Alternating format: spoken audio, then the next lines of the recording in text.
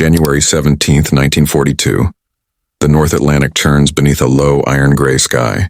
Ice-laden waves crash against the steel hulls of convoy ships, each vessel cutting a jagged line through the storm. The wind howls over the decks, carrying the scent of salt, diesel, and fear. Men huddle in drenched uniforms, gripping railings, eyes fixed on the dark horizon. Somewhere beneath the rolling swells, a U-boat prowls, its periscope slicing through the waves like a silent predator. Inside the cramped German control room, officers squint at dials, charts, and the ever-spinning rotors of an Enigma machine. Confidence is high. Unbreakable, they believe. Nothing could penetrate their secret codes, not the British, not the Americans. Yet that night, convoys vanish without a trace. Ships that should arrive in safe harbors are claimed by the icy waters. Reports trickle in. Routes intercepted, supplies lost, sailors missing. A creeping doubt spreads. Could it be? Could the Americans, whom they had dismissed, really be reading their messages? The answer would come not in words, but in the silent disappearance of ships one by one. This invisible battle would soon change the course of the Atlantic War. By 1941, the Battle of the Atlantic had reached a critical juncture. Germany's Kriegsmarine under Admiral Karl Dönitz relied on a strategy designed to strangle Britain's lifeline, the merchant convoys. These convoys carried food, fuel, and war material across thousands of miles of storm-tossed ocean. Every ship that reached Britain kept the island nation in the fight. Every ship lost was a step closer to starvation, defeat, and surrender. The U-boat, or Unterseeboot, had become the symbol of this deadly campaign. Sleek, lethal, and invisible beneath the waves, it moved with the stealth of a predator. Crews lived in cramped, wet quarters, enduring cold, hunger, and the constant threat of depth charges. Yet despite the harsh conditions, morale remained high. Confidence rested on one key factor: the Enigma cipher machine.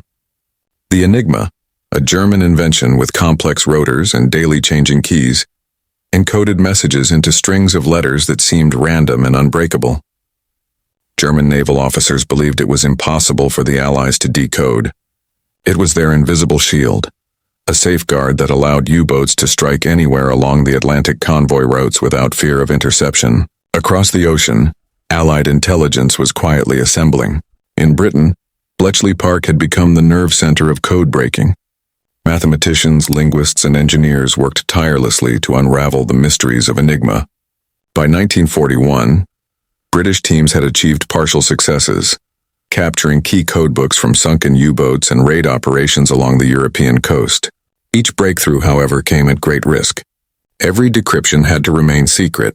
Even a hint of discovery by the Germans could endanger convoys and thousands of lives. Meanwhile, across the Atlantic, the United States had begun to take an active role. Even before officially entering the war, American cryptanalysts at OP-20-G, the U.S. Navy's Communications Intelligence Unit, were decoding intercepted German messages. Their work was methodical, meticulous, and entirely classified. The Americans faced unique challenges: fewer captured materials, less experience with Enigma, and a naval theater that spanned thousands of miles of ocean. Yet the stakes were clear. Every message deciphered could mean the difference between survival and annihilation for the convoys crisscrossing the Atlantic. Dönitz, confident in Enigma and the tactical advantage of the Wolfpack strategy, ordered U-boats to operate in coordinated groups, attacking convoys under cover of darkness and rough weather. Wolfpacks could sink multiple ships in a single engagement, overwhelming escorts before reinforcements arrived. German reports from early 1942 boasted high success rates, while Allied command feared the losses could become catastrophic. The Atlantic itself became a battlefield where technology, strategy, and human endurance intersected. Sonar pulses from convoy escorts probed the depths. Aircraft patrolled above, searching for the telltale wake of a periscope or the shadow of a submarine. Radio traffic crackled across the airwaves, often unintelligible without the keys provided by Enigma. For the Germans, the ocean was their ally, vast, cold, and concealing. But the Allies were slowly learning its rhythms, its secrets, and its vulnerabilities. Among the human element, tension ran deep.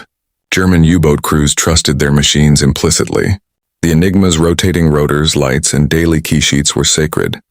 Mistakes could be deadly, and discipline was absolute. Yet even the most disciplined officers could not ignore the growing pattern. Convoys disappearing in the night, ships lost to the depths without warning. Some dismissed it as chance storms or the skill of Allied captains. Others whispered fears that were impossible to name. Across the Atlantic, American analysts were methodically building a picture. Intercepted messages, reports from British convoys, and captured documents were assembled into a web of intelligence. Each decrypted message confirmed patterns, convoy timings, U-boat locations, and operational codes. What the Germans could not know was that their greatest strength, the Enigma, was slowly being turned against them, one letter at a time. The stage was set. The clash of secrecy, technology, and human ingenuity was about to come to a head. The ocean, vast and indifferent, held the tension of the coming confrontation, where invisible battles beneath the waves would determine the fate of thousands. The Enigma machine was a marvel of mechanical engineering. Each device contained a series of rotors that scrambled plaintext messages into seemingly indecipherable codes. Daily keys, rotor settings, and plugboard configurations ensured that even if one message was intercepted, the next would be unreadable without the precise settings. German naval officers trusted Enigma implicitly. To them, it was not just a tool, it was a guarantee of operational security. Yet this confidence was fragile. The Allies, particularly the British and Americans, approached the problem with relentless ingenuity. Bletchley Park mathematicians had already demonstrated that patterns in Enigma traffic could be exploited. The British success relied on a combination of captured codebooks, cribs, educated guesses about the content of messages, and electromechanical devices known as bombs, designed to simulate Enigma rotor settings and reduce the time required for decryption. America's entry into code-breaking through OP-20-G added a new dimension. The U.S. Navy had fewer captured materials and less operational experience with Enigma, but their resources and analytical rigor compensated. Teams of cryptanalysts worked in shifts, decrypting messages day and night, tracing convoy movements and providing intelligence directly to Allied commanders. Every decrypted message became a tactical advantage, allowing convoys to reroute around U-boat patrols or set traps for wolf packs. By mid-1942, these efforts began to bear fruit. Convoy losses, once predictable and devastating, began to show patterns the Germans could not account for. U-boat commanders reported attacks that seemed to anticipate their every move. Some convoys vanished as before, but increasingly, ships began to survive ambushes or be escorted to safety with the unseen guidance of Allied intelligence.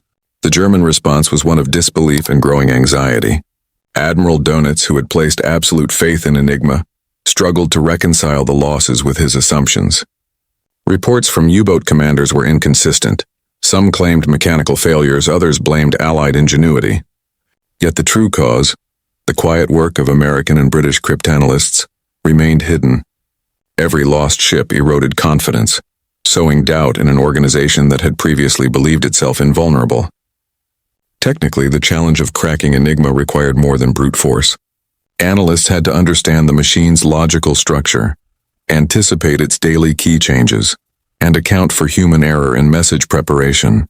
Mistakes by German operators, repeated phrases, predictable message formats, or errors in rotor settings became critical vulnerabilities. American cryptanalysts meticulously cataloged these weaknesses, transforming small inconsistencies into operational intelligence. This intelligence war unfolded far from the front lines. Unlike naval engagements visible in gunfire or explosions, these battles were invisible, fought in dimly lit rooms, with charts, typewriters, and the quiet hum of electric machinery. Success was measured not by immediate destruction, but by the subtle redirection of convoys, the preservation of thousands of lives, and the gradual attrition of U-boat effectiveness. For the Germans, the ocean remained a realm of uncertainty. Every convoy that disappeared or increasingly survived became a data point they could not fully interpret. The Enigma machine, once thought unassailable, had begun to feel like a fragile shield against an unseen adversary. U-boat crews sensed the change. Tension, whispered fears, and the first hints of paranoia creeping into operational reports. By late 1942, the pattern was unmistakable. American cryptanalysis had become a decisive factor in the Battle of the Atlantic. Convoys were no longer moving blindly into danger. Every intercepted German message, every decrypted code, had the potential to turn the tide. The invisible hand guiding Allied movements was shaping the battlefield in a way the Germans had never anticipated, and the consequences were about to become painfully clear. The stage was set for confrontation, not with guns or torpedoes alone, but with intellect, technology, and the unseen power of code breaking. The Allies had begun to crack the Unbreakable, and the Germans would soon discover that their most trusted weapon, the Enigma, was no longer their secret advantage. In the heart of the Atlantic War, the battle over Enigma wasn't fought by faceless machines. It was waged by human minds and nerves stretched to their limits. Aboard the U-boats, sailors endured months in steel coffins barely wide enough to stand upright, air thick with diesel and sweat, the constant hiss of valves, the creak of metal under pressure, the suffocating fear of depth charges rolling in from above. Every coded message received from Germany was a lifeline. Orders wrapped in mystery, deciphered through the rhythmic click of Enigma's keys. They trusted the machine completely. It spoke the voice of the fatherland of certainty. To them, Enigma was perfection, cold, mathematical, divine. On the other side of the ocean, in dimly lit rooms filled with cigarette smoke and clattering typewriters, a different kind of soldier fought. Young mathematicians, linguists, and engineers, many barely in their 20s, labored over intercepted messages. They had no medals, no uniforms, no glory, yet their weapons were sharper than steel. They hunted patterns, repetition, and human error. Every decoded message meant lives saved, ships that reached port, convoys that slipped past wolf packs unseen. The human element defined this struggle. Fatigue blurred judgment. A tired German radio operator, repeating phrases or forgetting to randomize his message format, could betray an entire fleet. An exhausted American analyst, eyes red from sleepless nights, might suddenly see the missing pattern that broke the day's cipher. The invisible threads of human imperfection and ingenuity intertwined, deciding the fate of thousands on both sides. The sea might have been vast, but it was human weakness and human brilliance that shaped the outcome. To understand the true depth of this conflict, one must grasp the machines that powered it. The Enigma wasn't merely a typewriter with extra parts. It was an intricate fusion of mechanical and electrical design. Each key press triggered a chain reaction across multiple rotors, substituting letters through a shifting electrical circuit. With each keystroke, the machine changed its configuration, ensuring no letter was ever encoded the same way twice. The result, over 150 quintillion possible combinations. For years, this complexity convinced the Germans of invulnerability. But in cryptography, complexity alone does not guarantee security. What mattered was pattern, and where pattern existed, it could be found. At Bletchley Park, and later at the U.S. Navy's OP-20-G, machines known as bombs were developed to mimic Enigma's internal logic. These devices, built on the foundation of earlier Polish work, could process thousands of rotor combinations per minute. The process was not simple automation. It was human-assisted computation. Analysts would feed potential clues, common words, weather reports, repeated greetings into the machines, hoping to narrow the universe of possibilities. Meanwhile, the Germans kept upgrading. The naval Enigma, with its fourth rotor, was meant to render all previous Allied efforts useless. For a time it did.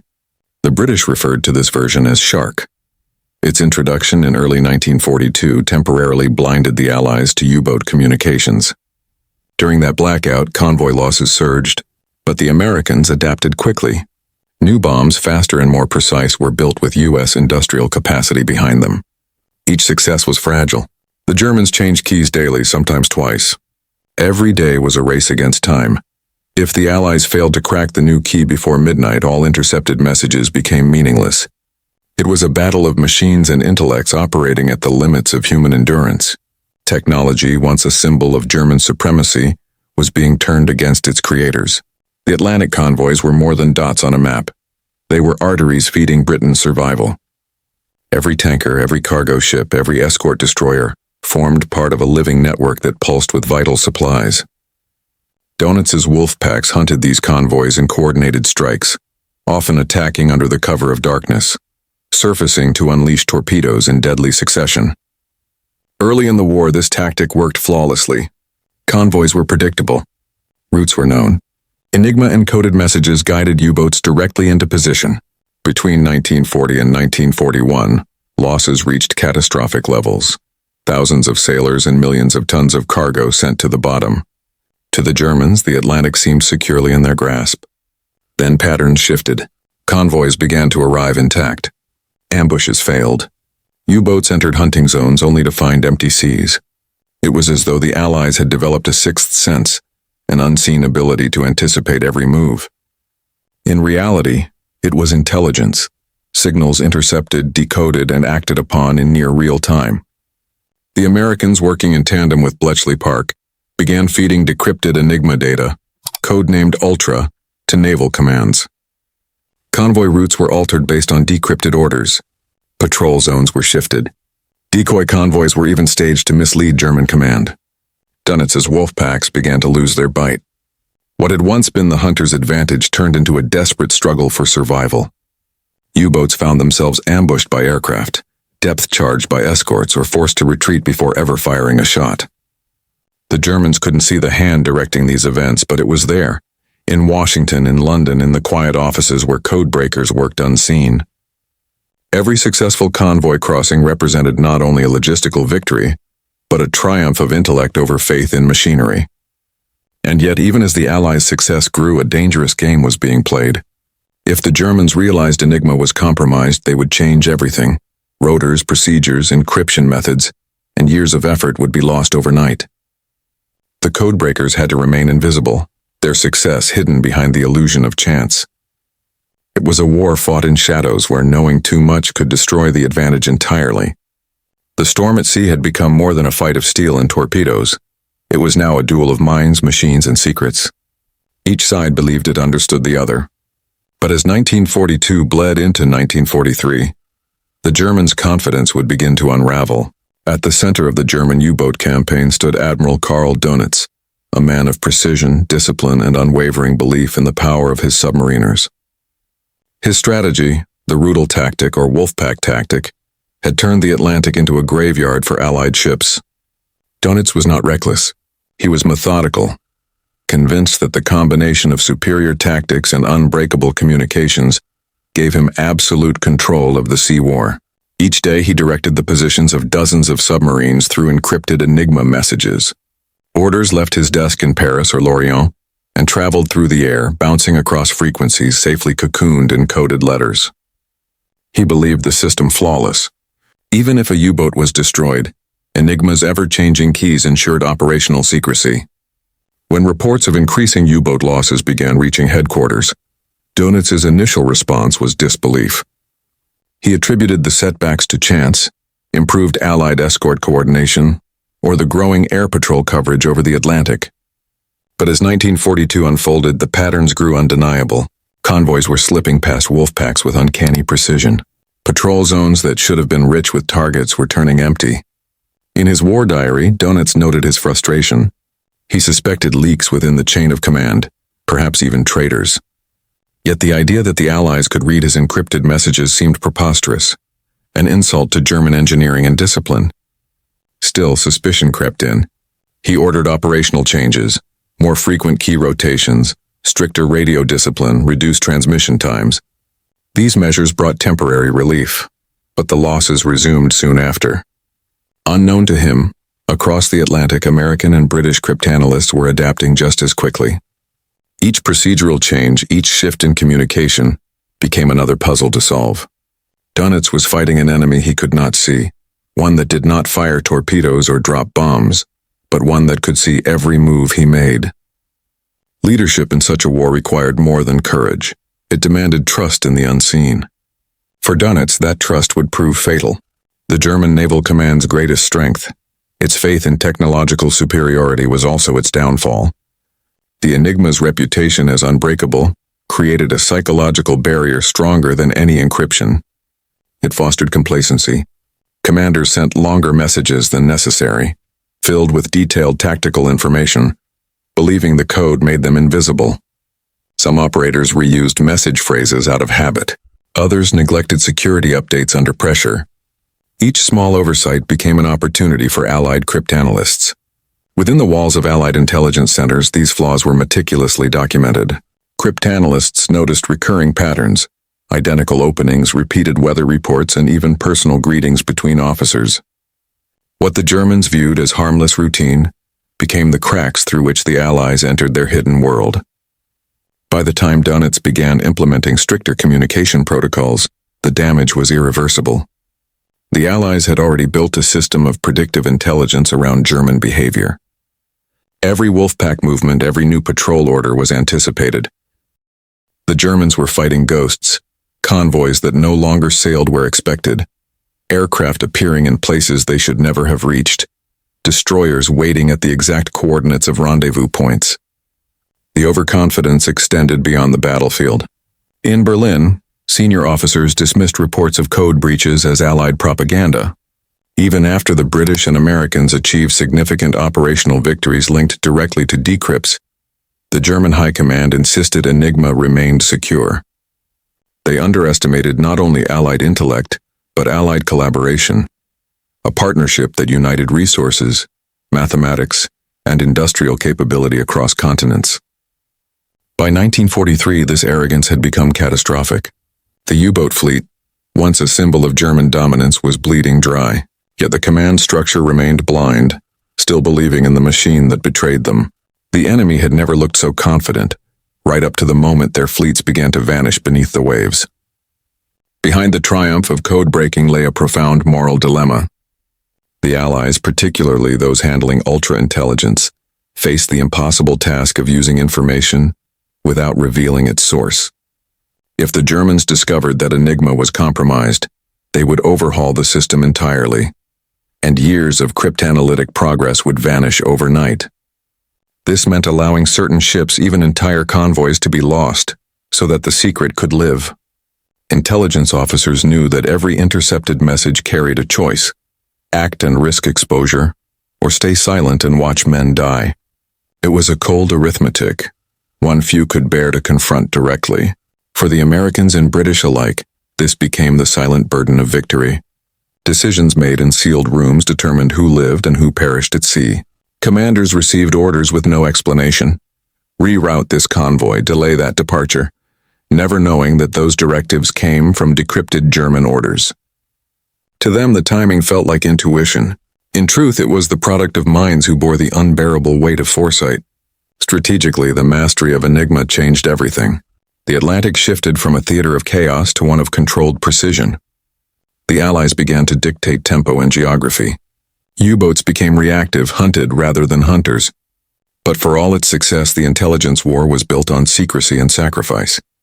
The men and women who broke Enigma rarely saw the sea, yet they carried its ghosts. The unspoken knowledge that their victories came at a price measured in human lives withheld for the greater good. As 1943 approached, the balance of power in the Atlantic tilted decisively. The Allies' invisible victories began to manifest in the open ocean: fewer wrecks, fewer widows, and growing Allied dominance. But the Germans, still blind to the truth, clung to their faith in Enigma until it was far too late. Spring, 1943. The Battle of the Atlantic reached its breaking point. For months, the seas had grown deadlier with every passing convoy. U-boat wolfpacks, once the hunters, were becoming the hunted. Yet on the surface, the Germans still believed they controlled the ocean. Dönitz's headquarters in Paris continued to send encrypted orders through Enigma, confident that no foreign hand could touch their coded words. But across the ocean, in a quiet building in Washington, D.C., a different kind of battle raged. Inside the U.S. Navy's OP-20-G, cryptanalysts hunched over rows of intercepted transmissions. The air was heavy with the hum of machinery, the clatter of typewriters, and the smell of burnt coffee. On the walls hung maps of the North Atlantic, thousands of red pins marking convoy routes, U-boat patrol zones, and suspected attack points. Each intercepted message looked meaningless, a jumble of letters, an ocean of gibberish. Yet the analysts knew that hidden within lay patterns, rhythms of command and repetition that could be teased apart. And then one night in March 1943 it happened. A German transmission contained a subtle operator error, a repeated message header. It was small, trivial, the kind of mistake a weary radio man might make after days without sleep. But to the Americans it was a golden key. Within hours the message began to yield. The bombs whirred relentlessly as operators adjusted rotors, recalculated keys, and tested hypotheses. Gradually the coded letters began to make sense. 1. then another until an entire order emerged from the noise. Wolf Pack Shill. New patrol grid. Convoy HX-229 expected at dawn. The room went silent. Convoy HX-229 was real. One of the largest supply convoys ever assembled, bound from New York to Liverpool carrying fuel, munitions, and food. Its course had been secret. The message revealed its exact location, and more crucially, the positions of every U-boat waiting to intercept it. What followed was an operation of quiet precision. Without revealing how they knew, Allied command redirected HX-229 under radio silence, rerouting its path hundreds of miles south. Simultaneously, air patrols from Newfoundland and Iceland swept the coordinates where the Wolfpack expected to strike. When the U-boats surfaced, expecting to find helpless targets, they found depth charges instead. The sea erupted in thunder. One submarine after another was crippled, forced to the surface, or destroyed outright. The Germans were stunned. They believed the Allies had somehow stumbled upon their position by chance, perhaps through improved radar or reconnaissance. Dönitz dismissed the incident as coincidence, a statistical anomaly in a long war of probabilities. But over the following weeks, the pattern repeated. Convoy after convoy seemed to evade ambushes that should have been certain. Meanwhile, in OP-20-G, new messages continued to pour in. Each decoded order revealed more of the German network, patrol schedules, rendezvous points, and supply submarines known as milch cows. Every detail fed into Allied tactical planning. The Atlantic, once a vast and unpredictable theater, was becoming a chessboard, and for the first time, the Allies could see every move before it happened. The tension in Washington was electric. Success had to remain invisible. The decrypted data, codenamed Ultra, was handled with absolute secrecy. Only a handful of officers knew its true source. Orders to naval commands were phrased vaguely, often implying that intelligence came from reconnaissance flights or probable enemy movement. The truth was far deeper. They were reading the enemy's thoughts in real time. As April 1943 unfolded, the results were unmistakable. Convoy survival rates rose dramatically. Merchant losses dropped. U-boat casualties mounted at an unsustainable rate. Across the Atlantic, air patrols hunted submarines with uncanny accuracy. Destroyers and corvettes appeared in ambush formation as if guided by instinct, but it was no instinct. It was mathematics, logic, and code-breaking mastery. Inside Dönitz's command center, tension turned to confusion. He demanded explanations from his communications officers, his cipher specialists, his U-boat captains. Reports flooded in. Convoy missing from expected route. Enemy air patrols sighted near our assembly point. Depth charges dropped before visual contact. None of it made sense. How could the Allies be so precise, so fast, so lucky again and again? By May 1943, the truth was visible only through consequences. The U-boat fleet, once considered the terror of the Atlantic, was being decimated. In a single month, Germany lost 41 submarines, nearly one every day. Still, Dönitz refused to believe Enigma could be broken. Impossible, he insisted to his staff. Mathematically impossible. And yet the impossible was happening before his eyes. The Americans had crossed a threshold no enemy had ever reached. For the first time in history, a major naval power was fighting a war based not just on weapons and will, but on knowledge. Pure, invisible knowledge. The convoys that had once vanished without warning were now surviving. The U-boats that had once stalked unseen were now being hunted. The invisible tide of war had turned, but even as the Allies celebrated in silence, they knew the battle wasn't over. The Germans would adapt and the codebreakers would need to stay ahead. Each day brought new ciphers, new configurations, new patterns to solve before the ocean claimed more lives. The Atlantic had become an ocean of secrets, and for both sides, every secret could mean survival or annihilation. The tension here crests with the Americans' first decisive operational triumph, both a technical and psychological turning point in the Atlantic campaign. By early summer of 1943, the Battle of the Atlantic had become eerily quiet. The endless procession of Allied merchant ships that once burned on the horizon now sailed under clear skies and relative safety. The once invincible U-boats were retreating to their bases in France, battered and demoralized. Admiral Karl Dönitz, the mastermind of Germany's submarine campaign, stared at the situation maps in disbelief. For the first time since 1939, the Atlantic no longer belonged to Germany. In the underground command bunker at Lorient, messages poured in from surviving captains. Their tone was unfamiliar, defensive, uncertain, fearful. Enemy aircraft appeared without radar warning. Convoy course changed before our attack window. Patrol line compromised before engagement. Every report pointed to one terrifying possibility. The Allies knew their every move. Dönitz paced the war room, the glow of red lamps casting long shadows across the walls. No, he muttered to his aides. Impossible. Enigma is flawless. The Americans are blind without it. Yet deep inside, a flicker of doubt began to grow. He ordered a full review of the cipher system. Enigma operators were questioned, message protocols scrutinized. New key settings were introduced. Even the mechanical rotors of the machines were changed and redistributed. For several weeks, German command switched to the newly upgraded Triton cipher, an even more complex version of Enigma designed exclusively for U-boat communications. For a brief moment it worked. The sea grew silent again. The Allies could no longer read the transmissions. Convoy losses spiked slightly. The Germans believed they had sealed the breach. But the relief was short-lived. In Washington and Bletchley Park, teams of cryptanalysts and engineers doubled their efforts. American mathematicians working alongside British veterans of Bletchley began adapting faster machines, new bombs, built with improved wiring and electronic circuits, capable of testing thousands of rotor combinations per second. Weeks of sleepless nights followed as they analyzed intercepted Triton messages, searching for the tiniest patterns, the slightest repetitions in the German operators' habits. And then one evening in late June 1943, a young analyst spotted it. A German transmission used a repeated weather code group, a minor breach of radio discipline. That small error, magnified by mathematical insight, cracked open the new cipher. Within 48 hours, the Allies were reading the Triton Enigma. The codebreakers erupted in exhausted celebration. But their joy was tempered by discipline. The discovery had to remain invisible, because the moment the Germans suspected the truth, all their progress would vanish. Meanwhile, out at sea, the results were immediate. Allied ships began hunting down U-boats with unnerving precision once more. The Luftwaffe's weather aircraft, vital for tracking Allied convoys, were ambushed mid-flight. Supply submarines vanished in deep water without a trace. In the Atlantic, the hunters had become prey again.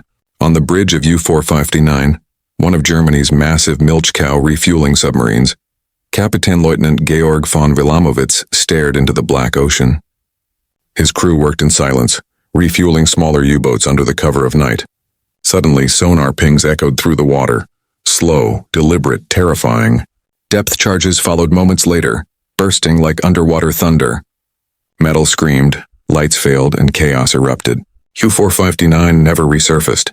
When Dönitz received the report of its loss, he realized the pattern had returned. This was no coincidence. The Allies were again striking with impossible precision. He summoned his senior intelligence officers to Berlin. The meeting was tense. "Our cipher," Dönitz said coldly, "is compromised." For a moment, no one spoke. The room fell into an oppressive silence, broken only by the ticking of a wall clock. "But, Herr Admiral," one officer protested, "the Triton Enigma has over 100 quintillion possible combinations. No man could solve it." Dönitz's reply was quiet, almost bitter. "Then it seems the Americans are not men, they are machines." In the months that followed, the U-boat fleet's destruction accelerated. Submarines were being sunk faster than Germany could build them. The once proud wolf packs that had terrorized the Atlantic were now scattered, isolated, and hunted. The Allies, armed with decrypted intelligence, rerouted convoys, planned ambushes, and coordinated air coverage with ruthless efficiency. For the men aboard U-boats, the ocean itself became a nightmare. They could no longer trust the radio orders from home. Each message could lead them straight into a trap. The cold silence of the deep sea was filled with dread. Every sonar ping, every flicker on the horizon, a potential death sentence. By August 1943, Dönitz was forced to make the most painful decision of his career. He recalled the majority of U-boats from the North Atlantic. The dream of starving Britain into submission was dead. What neither he nor his men ever discovered, at least not during the war, was that the Americans and British had been inside their communications network for months, reading their every command almost as soon as it was sent. The realization when it came after the war was devastating. Former U-boat officers reviewing captured Allied records were stunned. "It was as if they were in our command room," one captain said years later. Every time we moved, they were already waiting. The Battle of the Atlantic had not been won by might alone, but by intellect, by the unseen minds who fought in silence with pens, paper, and machines instead of rifles. By the end of 1943, the Atlantic was no longer a graveyard of Allied ships. It was a lifeline, a highway of victory stretching from the New World to the Old, and the U.S. Navy's cryptanalysts, working tirelessly behind closed doors, had achieved what many thought impossible. They had broken the unbreakable. When the tide turned in mid-1943, it did so with quiet finality. The Atlantic, once dominated by German wolf packs, became an Allied corridor of steel and determination. Merchant ships sailed in greater numbers, escorted by destroyers guided not by guesswork but by precise intelligence. Each decrypted message from Enigma became a thread in an invisible web stretching from Washington to London to the storm-tossed Atlantic. For the Allies, this victory was more than strategic. It was psychological. The nightmare of 1941, when convoys burned on the horizon and the sea seemed lost, was over. Allied sailors began to feel a shift they could not explain. "It's as if the ocean itself had changed sides," one officer remarked. In truth, it was the work of unseen minds, the cryptanalysts whose silent war had saved countless lives. The statistics told the story. In March 1943, the Allies lost 120 ships to U-boats. By July, that number fell below 30. By year's end, the figure was in single digits. In the same period, Germany lost over 160 submarines, many vanishing without a distress call. The hunter had become the hunted. In the German ports of Lorient, Saint-Nazaire, and La Rochelle, the once mighty U-boat pens stood half empty. Crews returned exhausted, morale shattered. Letters intercepted from home spoke of disbelief. Families who had once called the submariners heroes now feared for their survival. For years, the Enigma machine had been a symbol of technological superiority, a talisman of German precision. Now it was a relic of misplaced faith. Admiral Karl Dönitz, who had built his doctrine around secrecy and precision, faced an unbearable truth. His submarines were being destroyed faster than they could be replaced, and the Atlantic was slipping from his grasp. Reports from the Kriegsmarine's intelligence branch offered no clarity. Each investigation concluded the same. There was no evidence of code compromise. The possibility that the Americans and British had broken Enigma was simply too terrifying to accept. In Berlin, this blindness was shared by others. The Nazi high command clung to the illusion of security. They introduced new procedures, replaced rotors, even changed communication frequencies. None of it mattered. The Allies were already inside their network, reading, anticipating, and striking before orders could be acted upon. For the Americans, the victory at sea carried a deeper meaning. In the dark rooms of OP-20-G, where the walls were lined with wires, charts, and typewriters, the cryptanalysts continued their quiet labor. Few would ever see the ocean they helped protect. They worked in secrecy, forbidden from discussing their achievements even with family. Their war was not one of medals or headlines, but of silence and patience. Still, their success reshaped global warfare. Intelligence became the most valuable weapon of the modern age. The lessons learned in cracking Enigma laid the groundwork for a new kind of conflict, one where information was power, and where machines, not armies, determined victory. In Germany, the psychological shock was profound. U-boat captains who once prowled the Atlantic with arrogance now wrote in despair. "We no longer control our destiny," one commander confessed in his log before disappearing at sea. "The enemy knows us before we move." By early 1944, the Kriegsmarine's offensive capabilities were effectively broken. The few remaining submarines operated under desperate orders, often sailing without clear objectives. Many never returned. Meanwhile, Allied convoys surged forward, carrying tanks, ammunition, food, and men destined for the liberation of Europe. Every shipment that crossed safely was another step toward the downfall of the Reich. Behind it all lay the quiet triumph of logic, mathematics, and perseverance. The once impenetrable wall of German encryption had collapsed, not in a single moment of glory, but through years of relentless effort, observation, and sacrifice. And yet, even as victory approached, the codebreakers themselves remained invisible. Their triumph was one that could never be shouted from rooftops. Their success lived in the silence of the sea, in the convoys that arrived safely, and in the lives spared from the Atlantic's cold embrace. When the war finally ended in May 1945, the Atlantic was quiet again. The same waters that had once echoed with explosions and sonar pings now reflected a fragile peace. Across Europe, German officers surrendered their commands, believing they had been beaten by numbers, industry, and the relentless advance of Allied power.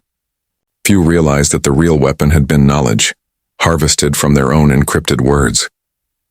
In the chaotic aftermath of surrender, Allied intelligence teams began seizing Enigma machines from abandoned bunkers, U-boats, and headquarters. Thousands of them, once guarded as state secrets, were now piled into crates, shipped to London, Washington, and Ottawa. Only then did the magnitude of the deception become clear. Captured officers were stunned when they learned the truth. At Nuremberg and during post-war interrogations, U-boat captains and Enigma operators were shown Allied decrypts, exact copies of their own wartime transmissions. Some refused to believe it. "Impossible," one former communications officer said, shaking his head. No one could read Enigma, yet the evidence lay before them, their own words intercepted, decoded, and used to destroy their fleets. For Admiral Karl Dönitz, imprisoned and awaiting trial, the revelation was devastating. He had built his doctrine on secrecy, precision, and faith in the unbreakable. To learn that the enemy had been reading his messages, often within hours of transmission, was an unbearable humiliation. In his memoirs, Dönitz would later write, "Our defeat at sea was not by ships or guns, but by an intelligence so vast and silent that we never felt its hand until the end." The Allies, however, kept their secret guarded long after the war. The work at Bletchley Park and the U.S. Navy's OP-20-G remained classified for decades. Even many of the men and women who had cracked Enigma were sworn to silence.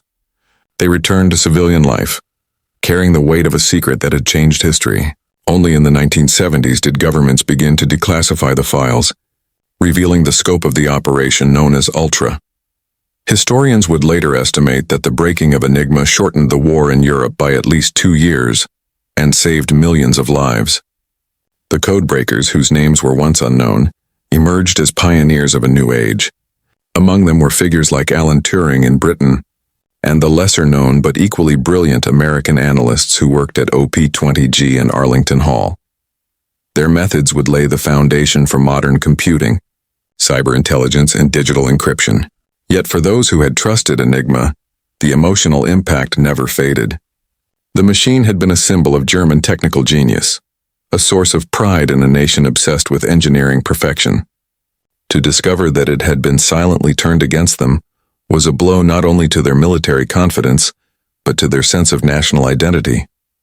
In the years that followed, surviving U-boat crews met in reunions, trading stories of survival and loss.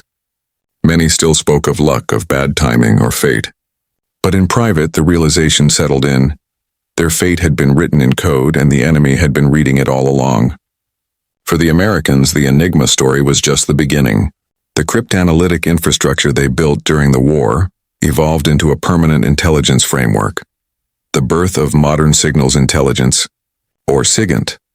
The lessons of Enigma shaped the creation of the National Security Agency and transformed how nations understood information warfare. What began as a desperate wartime necessity became the foundation of a new global order, one where wars would increasingly be fought in silence, through data, algorithms, and machines. In that sense, the fall of Enigma was not just the end of a chapter, but the beginning of another, one where secrecy itself became a battlefield. And for the men who once believed that no one could break their code, the truth came too late. The real battle had not been waged in the depths of the Atlantic, but in the quiet minds of those who had dared to challenge the impossible. The Enigma had promised invincibility. What it delivered in the end was a lesson that no code, no weapon, and no empire is beyond the reach of human intelligence. In the end, the war in the Atlantic was not won by the largest ships, the strongest guns, or even the bravest men. It was won by minds. Men and women who never saw the ocean, who fought not with rifles or torpedoes, but with pencils, logic, and patience. Their battlefield was a desk, their weapon understanding. The breaking of Enigma revealed something profound about the nature of war itself, that even in the darkest moments of human conflict, intelligence and perseverance could overcome terror and chaos. It proved that victory could come not from destruction, but from knowledge. For the Germans, Enigma had represented faith in the machine, a belief that technology could render them untouchable. But the Americans and British showed that no mechanism, no matter how complex, could outmatch the unpredictable brilliance of the human mind. The Atlantic, once a graveyard of steel, became a symbol of resilience. Every ship that reached its port carried not just cargo, but the triumph of reason over arrogance, of quiet determination over blind confidence. Decades later, when the secrets of Ultra and OP-20-G were finally revealed, the world began to see the full picture. That behind every great victory, there were those who labored in silence, unseen and uncelebrated. The codebreakers' legacy became more than a story of war. It became a testament to human intellect, the ability to see patterns in chaos, to find order where none seemed to exist. And so the lesson of Enigma endures, that no wall of secrecy lasts forever, that even in an age of machines, it is the mind that remains the most powerful weapon of all. In the quiet hum of the decoding rooms beneath the whir of rotors and the tapping of typewriters, humanity discovered its greatest strength, not the power to destroy, but the power to understand. The Enigma fell not because it was weak, but because human curiosity was stronger.